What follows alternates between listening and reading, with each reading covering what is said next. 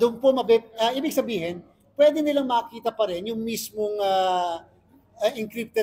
encrypted votes nila. Pwede pa rin makita anytime. Kahit 2 linggo na nakalilipas, pwede pa rin nilang makita, pero hindi po nila makikita yung mismong pangalan ng mga binoto nila kasi nga po na-encrypt na.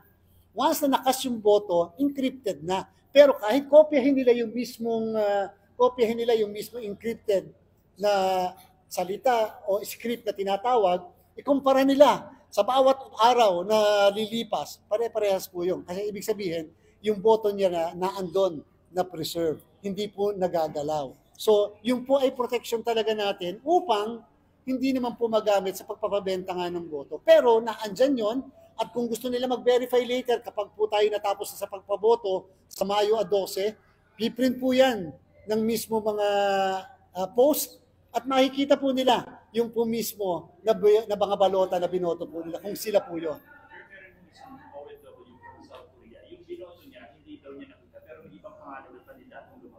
Yung po yung sinasabi natin.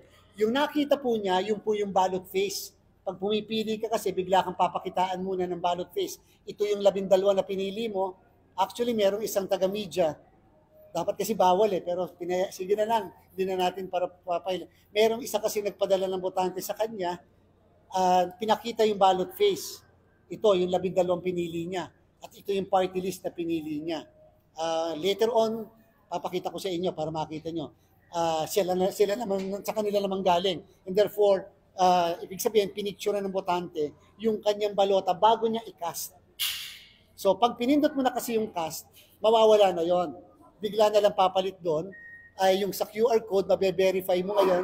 Pag pinundot mo yung QR code, yung sa QR code, lalabas ngayon yung mismong ballot ID at saka yung encrypted na script. So makikita po natin yon. Doon kasi sa script, minsan may nakalagay na pangalan ng isang kandidato, minsan ganyan, pero hindi po nangangalugan na yun ang binoto nila. Talaga pong ganun lang yon kasi yun po yung purpose ng encryption.